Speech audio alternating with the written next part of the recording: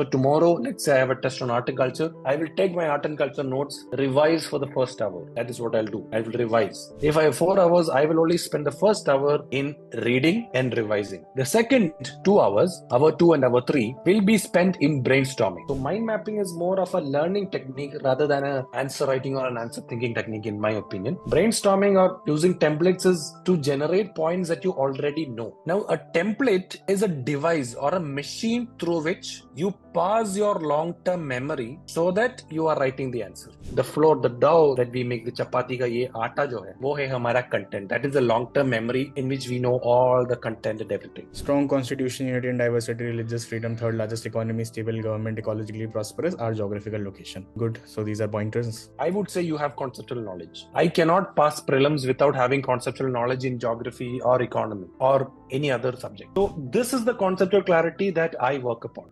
All India rank 59, please go ahead. Okay. Thank you. Thank you, Saket, for the introduction. So before we start, so for all the people who have gathered here, let me tell you what this session is not about. In this session, I'm not here to tell you that I'm not advocating anybody to not make notes or not do any test or anything. Of course, I mean, ये thumbnail के लिए अच्छा है, clickbait है, so no notes, no, those sort of things. But that is not what I'm saying. So let me, get that straight. पहले ही, I'll just tell you that I'm not advocating anybody to not make notes or to not write mock test or any of that. Okay? But all I'm saying is, if you, try to bring in what I say in this, session, maybe it might benefit you. It might be an add-on to what you already have or what you already do. So that is the first thing. Number two, about other toppers. So, I saw that there was a post by Civilsdaily. So, toppers like Gaurav Agarwal and Pratyush Pandey, how they have, emphasized on this aspect. But frankly, what they've emphasized is on multidimensionality of answers and writing a GS answer in a GS way, in a general studies way. You don't have to be very specific, extremely specific. So in that way, if you try to write as many points as you can from very, a lot of different dimensions, I think you will score more marks. That is what these toppers emphasized. And that is in fact what, where theirs and my approach stops, the commonality stops. Uske baad, what I did, where I did not emphasize on a lot of tests to bring in multidimensionality, and that is something different that I did from those people. So that is the second thing. Now, the third thing is, take whatever I speak here with a huge pinch of salt. It might have worked out for me. You must need to arrange it, adjust it to your own strength and weakness so that it could be beneficial for you. Okay, those are the three things that I want to speak out before we actually start the session.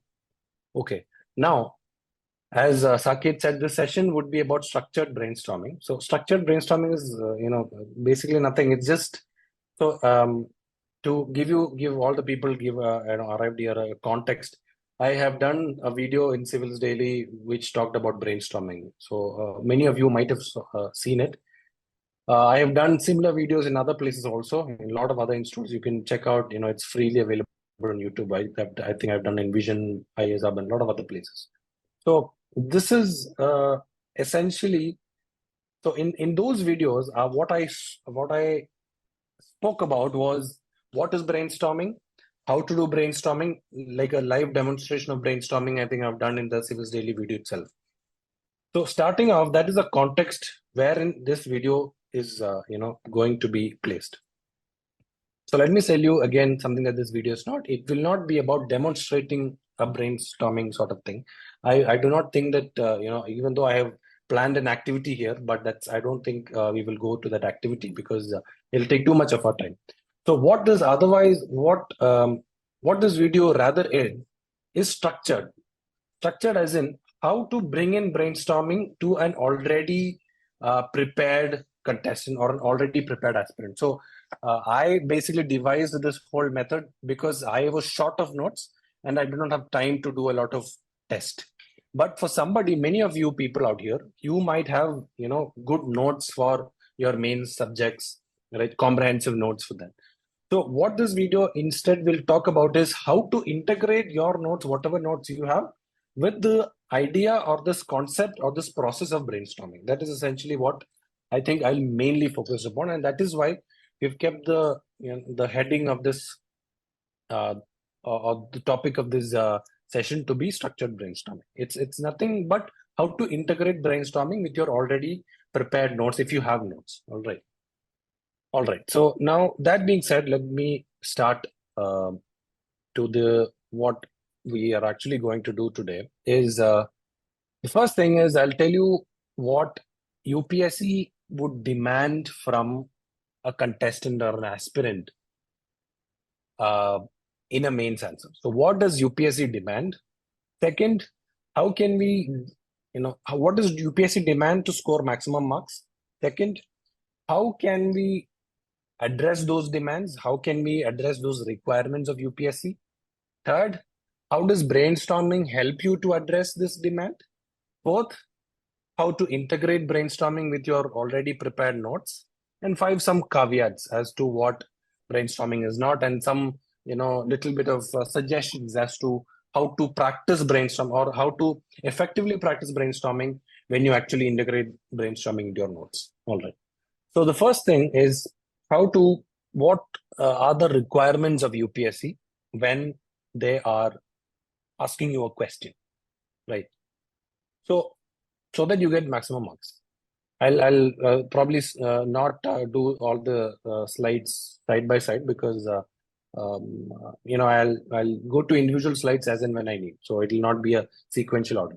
All right. So what UPSC needs when they are checking your answer sheet so that they can give you maximum marks is obviously number one, write all questions, pure and simple. Second thing is address all the demands of the question. Whatever is asked in the question, definitely write that. Third thing is, your presentation needs to be legible, visible, clear, right? So these are very basic sort of things that anybody who needs to score marks in UPSC mains need to understand. They need to tick these three boxes. Finish papers, so that means finish papers within your time. Address the demands of the question, present neatly, legibly, and visibly. The other two requirements, according to me, of course, there could be a lot of requirements, but the other two requirements, apart from these three, are number one, multidimensionality of points. So when any question comes, let's say the question is about digitalization and education. You must not just write about digitalization and education just just thinking about classroom mein yahan pe, we have brought in a digital board, so that is digitalization. It does not stop there. It does not stop in giving gadgets to the underprivileged. It does not stop there. Multidimensionality means in whichever way, in whichever angle could you address that question about digitalization of education, you need to address all those angles. If you can bring something from IR there, that is well and good. If you can bring something from health, that is well and good. So understanding that any question that UPSC requires, any question that UPSC asks you requires multidimensionality. Writing generic points from a lot of different angles. That is the fourth requirement. And this is what toppers like Gaurav Agarwal and Pratyush Pandey have stressed out. The fifth thing, according to me, is specific value additions. What do I mean by specific value additions? Let's say the question is on education. You need to give a committee on education. Let's say the question is about digitalization in education. You need to give one committee that is talked about some sort of introduction of digitalization into the education sphere, right? You need to talk about a DPSP that is connected to education, right? So these are very specific, or you need to talk about, you need to give some keywords that are relevant to education, right? So these are some of the specific value additions that you need to give so that you get marks. All right. So this is the first topic that I want to talk about, the first pointer, which is what does UPSC demand in a mains answer? Now, the second is how are we going to address these five demands? So the usual method, the conventional way to address this demand is by, of course, if you have making notes, this is what I've written here. note making, revising the notes, and then answer writing by recalling each point in the exam. So what do we do here? Essentially, if you have a mock test, right? If we are taking a lot of mock test, before the mock test, I would have made notes. Then what I do is I will revise those notes. If I don't have notes, then I'll, probably spend 10 hours in making the notes. Then I'll probably revise. Then the next day is my mock test. I'll go and write my mock test and come. This is the usual method. This method is very good to address the first three demands. The first three demands are finishing the paper. Obviously, only if you write will you be able to know if you're finishing the paper, if you're finishing the paper on time. Only if you write will you know if you are able to address the demand of the question. Only if you write will you be able to understand if you are presenting nicely. So the first three demands that UPSC requires from a mains aspirant will be satisfied if and only if you write tests. You do, little bit, whatever, little bit of notes you have, you need to have those notes, revise those notes, write a little bit of test at least. And when you write mock test, these are the three different things, these are the three different demands that, are met. Now, I obviously also did this, right? But my notes are not very comprehensive, right? So my notes are very less. I obviously also wrote answers, but not daily. Every 2 to 3 days, I used to write answers. I also wrote about 4 full-length tests. Not a lot, but 4. So when I did this, these 3 demands were addressed, which was I could calculate how much time was I taking for each question. If I was finishing the question or not, if I was finishing the paper or not, the first demand is addressed. I wanted to finish all of the paper. Second, when I got the feedback, I was seeing if I was addressing all the demands of the question. Third, when I got the feedback, I was seeing if my presentation was good. So irrespective of you having amazing points, if you cannot complete the paper, if you cannot address the demand of the question, if you cannot present properly, you will not get any marks. So the usual method helps you with these 3 things in a very excellent, absolutely nice way. But what the usual method is a little bit slow upon. I will not say that it does not help at all, but what it is a little bit slow upon is the next 2 demands that I talked about, which is multidimensionality, and 2, which is specific value additions. So when you write a lot of mock tests, it's very difficult for us to consistently write a lot of mock tests and see if all multidimensional points are coming in and the specific value additions are coming, because we don't have time. If we write one mock test, that'll take about 3 hours. So this is where the usual method helps you, and this is precisely why people who write a lot of mock tests, do the usual method, note-taking, revision, writing a lot of mock tests, will score a lot of good marks, because they do it repeatedly, and they use that time very effectively, so that they become masters in it. Now, in my case, I did not have time, and that is the main thing. That is where brainstorming helped me, because I did not have time and I wanted to focus on ethics and optional.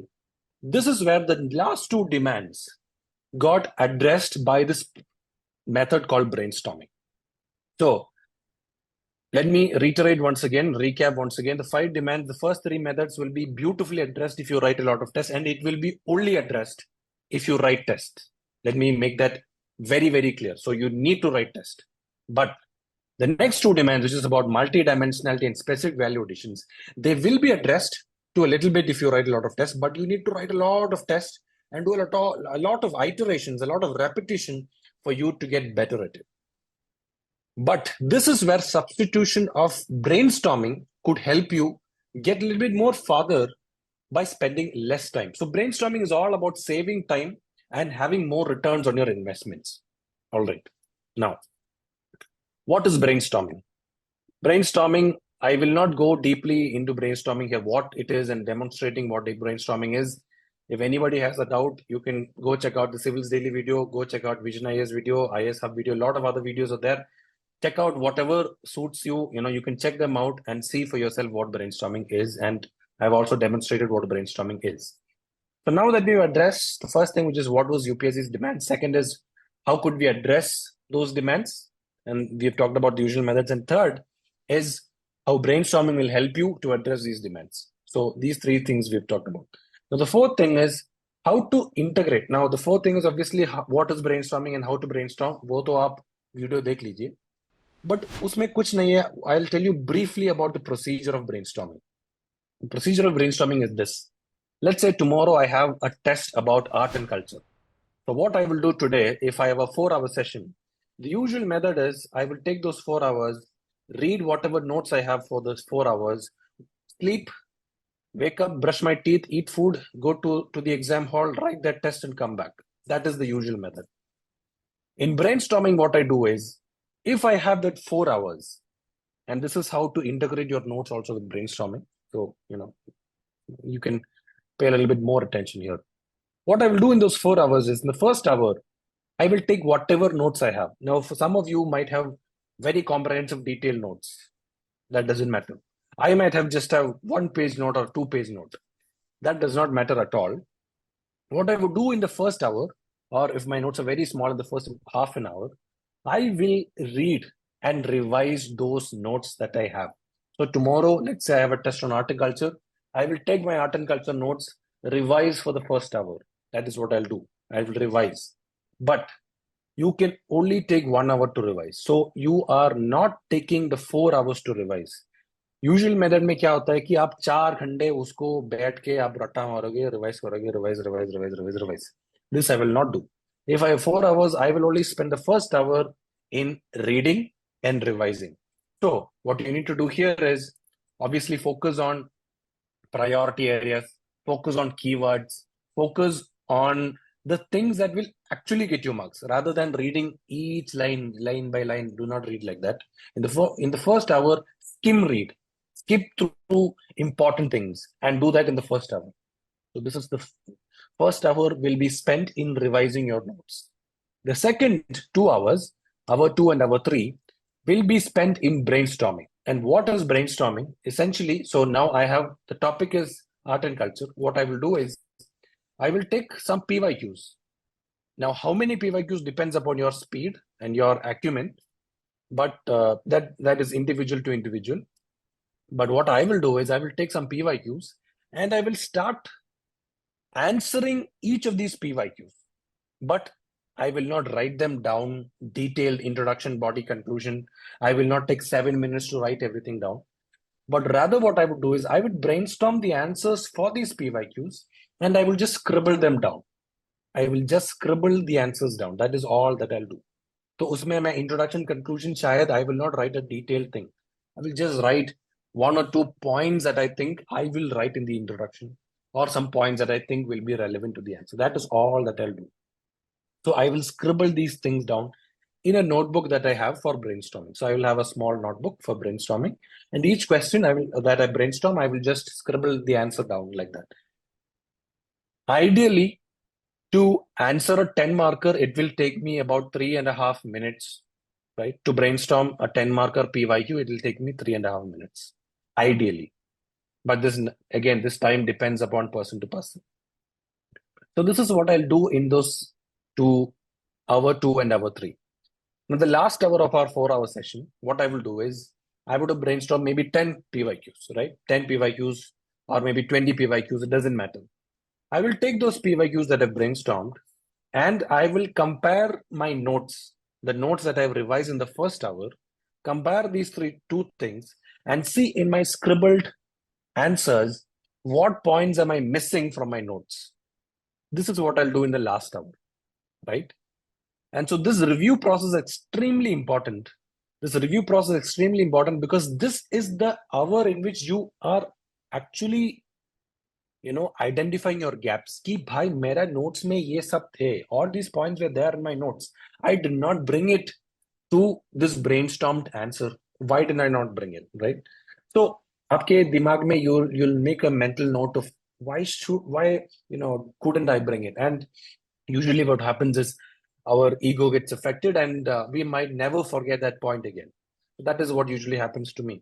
So when I brainstormed, if I forgot to bring in some answer, I'll probably remember to bring that point next time when I'm actually writing the test. So this is the way in which that 4 hour is divided. The first hour is for revision. The next 2 hours is for brainstorming PYQs. And like I said, it's just brainstorming based on the PYQ. It needs to be time and space bound. It needs to be written down, that is space bound. It needs to be time bound. That means it needs to be constricted to a certain minute, right? So it might be 3.5 minutes, it might be 5 minutes, it might be 10 minutes, depending upon you. That is entirely upon you. Then the last hour is spent on reviewing your brainstormed answers. So that is how the last hour is spent. So this is the 4-hour structured brainstorming thing that you can imbibe to your daily study method, right? So rather than passively learning, passively reading things for tomorrow's exam, try to inculcate this. Read your notes, obviously read your notes, but take only 1/4 of the time for reading your notes. Half of the time should be spent for brainstorming. Another 1/4 of the time should be spent for reviewing your brainstorm thing. So it's a mixture of your active and passive learning. If you talk about this, I don't think we have time, a lot of time to go through all these different slides. So I think I'll try to cut short. So this is, I think I hope I have made sure what you mean by structured brainstorming and the 4-hour method. I think I've talked about that Thank detailed. you. There is a specific query. What is reviewing of brainstorming? I mean, did you send this to your mentor, like your friend who was your mentor, who was in US? Did you send your brainstorming points to him, or how did you get it reviewed? No, actually, so this depends upon the person. Actually, in my case, I did not have time to send it either to anybody else. But whenever I could, this was a sort of, because everything was ad hoc, I did a lot of things. I practiced a lot of things. So one way was that I did not send it to anybody. I would just see my own brainstormed answers, compare with my notes, and see if there was any value addition that I missed that I could have added. Right. So that is the only thing. That is a review process that I mean. That's a very simple, basic review process. The second way is that if you're writing a mock test, if you're brainstorming a mock test, let's say I'm writing a full-length test on GS1 and I have finished brainstorming. I have not written the test, but I've brainstormed the test in 1.5 hours. Then what I will do is I will take the synopsis of the answer key and I will compare the answer key with my brainstormed answers. So that is the second method in which you can review. The third is obviously you can take the help of somebody else. So what I did for this is 3 or 4 of our friends used to sit, and this is specifically for ethics. So I used to sit with 3 of my friends, and we all collectively brainstormed for about 3.5 minutes. And in the next 3.5 minutes or next 4 minutes, everybody will tell what they have brainstormed, like in 1 minute. So 3.5 minutes I brainstormed. Then the first minute I will tell what I have brainstormed, what were my points. The second minute, somebody else will tell what they have brainstormed. So in that way, it was a peer learning process that happened when we sat together to brainstorm. Obviously, if somebody wants to show this to their mentor, that can also happen, but they need to make sure that it is legible. Oftentimes, when I scribble things down, it will not be legible, so I cannot show it to somebody else. So that is a problem.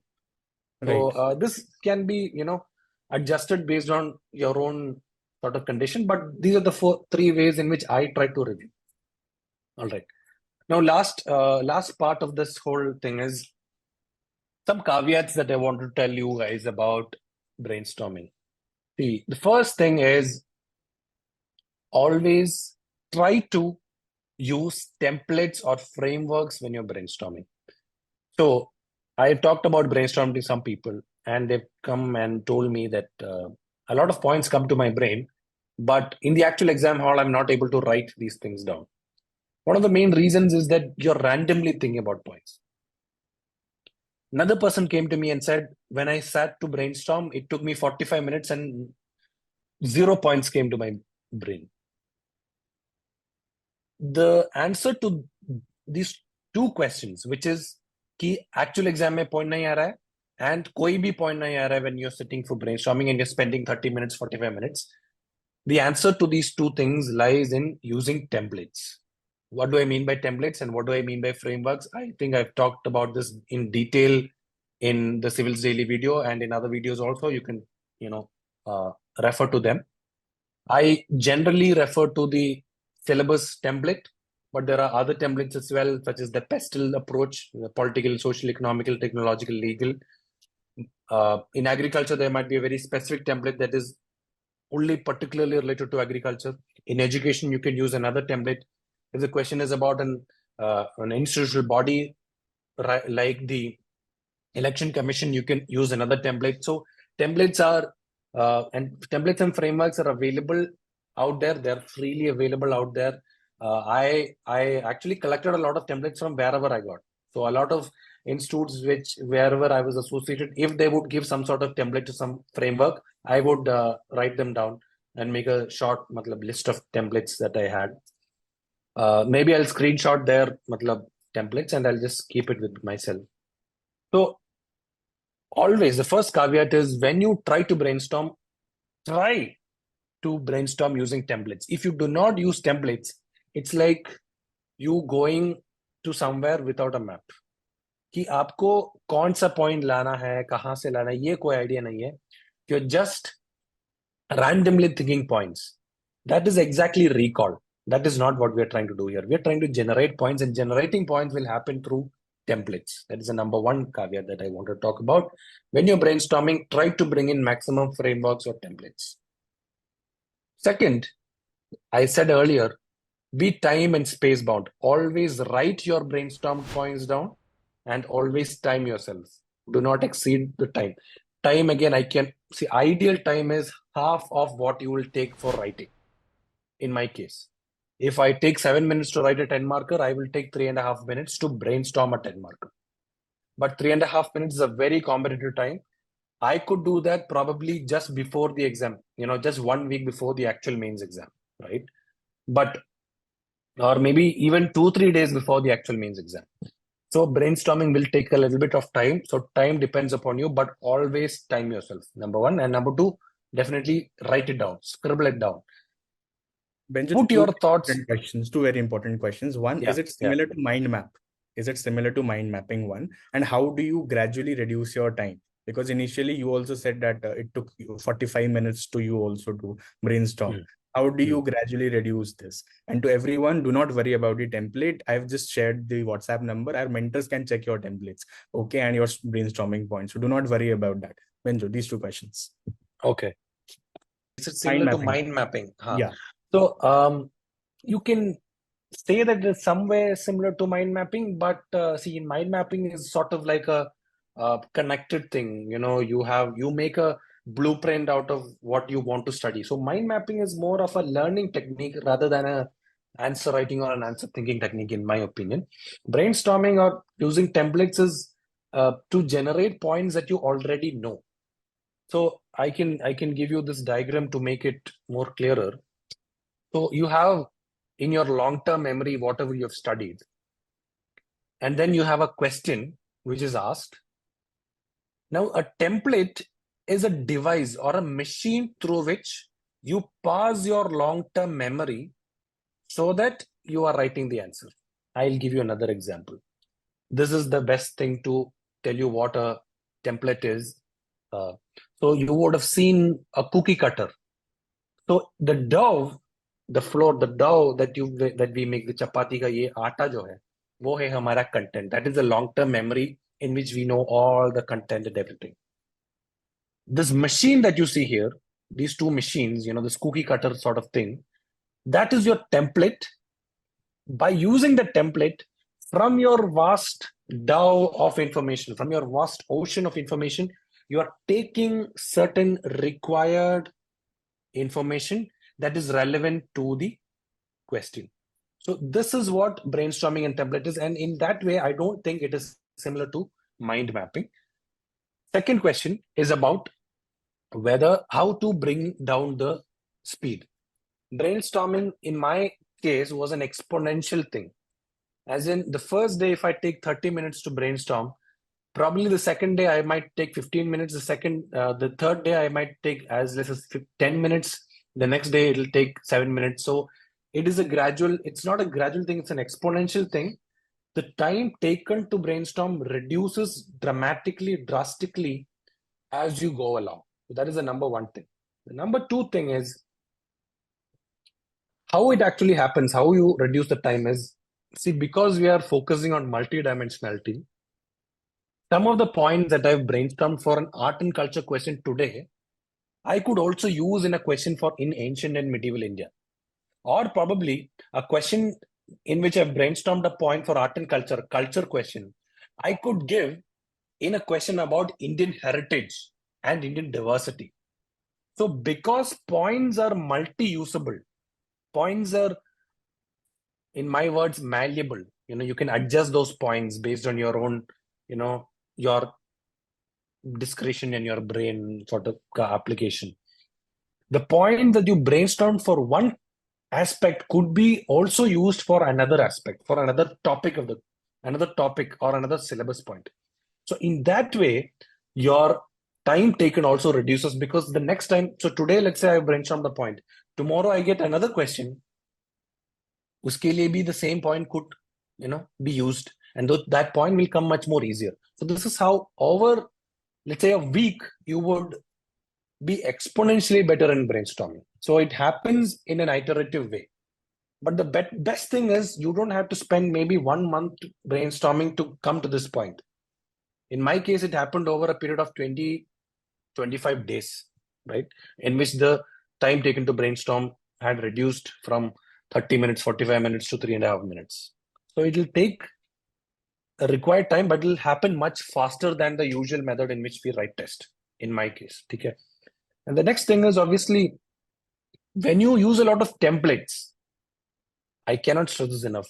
When you use templates and when you use frameworks, the time taken will reduce dramatically as you become more proficient in using those templates. All right. Okay. So coming back to the caveat. So I think I've talked about 2 caveats. The first caveat is use templates. Second caveat is make your things time and space bound. And the third thing is try to bring in value addition as much as possible when you're brainstorming and when you're reviewing. So some people talk to me, when I was after all this video ka thing, when brouhaha, some people called and told me, how do you bring data and content and case studies when you're brainstorming? When you're brainstorming, mera point to sare generic ho raha hai. So uske liye kya karna hai ki when we are brainstorming, try to forcefully think of points that are value additions. So let's take the first example of digitalization in education. When you're brainstorming, do not just brainstorm through a template. The template will give you multidimensionality, but also try to force yourself to think about specific value additions, committee recommendations, etc., so that your answer stands out. So that is the third caveat. The last thing is, do not consider any template as an absolute template. No template is absolute. Template is just a device, like I told you here. So if you read this, template is a content retrieval device that we use to recall information. Of course, when Saket says that I don't trust in recall, obviously recall is what actually happens. But we don't memorize rote learn. That is the difference. We just use a template to bring in the long-term memory that we already have. Long-term memory में ये सारे points मेरे अंदर है. उसको एक template के device, using the device of a template, I'm just bringing in. So do not be fixated on templates. Templates are not absolute. You can use syllabus template. You can use any other templates that you find relevant. क्या होना चाहिए? What should be the ultimate intention? To write a multi-dimensionally good answer with value addition so that you get marks. All right. So these are the 4 caveats or the 4 precautions that you need to take when you do brainstorming. And I think by this, I have come to an end to whatever I wanted to talk about structured brainstorming. Instead of taking questions for 10 minutes, can we do the activity questions I and other mentor can take? Like we understood about the questions that are coming, we can take them. Rather, you can do an activity instead of taking questions. That will be much more helpful, I guess. Will it take 10 minutes? Okay. So this is actually the activity about, it's a very simple activity and it is talking about Kerala, 10 good things about Kerala. You can maybe change it to 10 good things about India, let's change it to 10 good things about India, right? Yeah, it's a very simplistic activity. Now, the whole intention here is to not brainstorm, but recall. recall as many points that you can for 2 minutes about India, and then try to recall using a template, try to brainstorm using a template, and then see the difference. So the first way is to just recall 10 good things about India. The second method is to obviously use some sort of template. And I think the template that we will go here is by using the syllabus template. Syllabus template, jo bhi hai, you can take a syllabus template, brainstorm 10 good things, and compare these two things and see which is better. See for yourself. So that is the very simplistic activity that anybody can take, and this is very beginner friendly. You don't have to, even have written prelims to do this, right? So anybody can do this. Write 10 good things about India. I think everybody would have written 10 good things about India by now. Now, after that, brainstorm 10 good things using template. The template that I will give here is the syllabus template. Syllabus, I think GS1, I think everybody would be some sort of similar with the syllabus. GS1, maybe have society, Indian culture, modern India, post-independence consolidation, globalization, geography. GS2, we have polity, IR, and governance. In GS3, we have disaster management, science and technology, economy, agriculture, internal security, science and technology, I think, environment. All right, 6 things. GS4, we have ethics. So try to brainstorm, or do not randomly recall. That is what you did in the first time. Now you try to bring some points using the syllabus template, and now compare amongst yourself which is better, if there is any difference, or is it the same, or something like that. Interesting. How many times should it take? 2 minutes? Yeah. So I thought we have already started. So okay, we'll take 2 minutes to do the entire thing. 1 minute for writing 10 good things, and 1 minute for just brainstorming things based on syllabus. Strong constitution, unity and diversity, religious freedom, third largest economy, stable government, ecologically prosperous, our geographical location. Good. So these are pointers you could. Usme one thing is ecologically prosperous. One thing. So this is what I'll tell. The point is ecologically prosperous. Obviously, I've got it from GS3 ecology area. But give me one good example to showcase that it is ecologically prosperous. What do you mean by that? So when you're brainstorming, do not just use templates. Also, like I said, force yourself to think examples. So some of the things like longest written constitution and everything, that's a very solid point. That's good. But ecologically prosperous needs to be qualified with an example. So that will make that answer a little bit better than the other answer, which is generic. So this is how you take your generic brainstormed answers to the next level, by forcefully thinking of a validation point. Democratic government, power with the people. I have so one question is about okay, ecologically prosperous 4 biodiversity hotspot regions. That's good. So that is a good example. That's a good way to do it.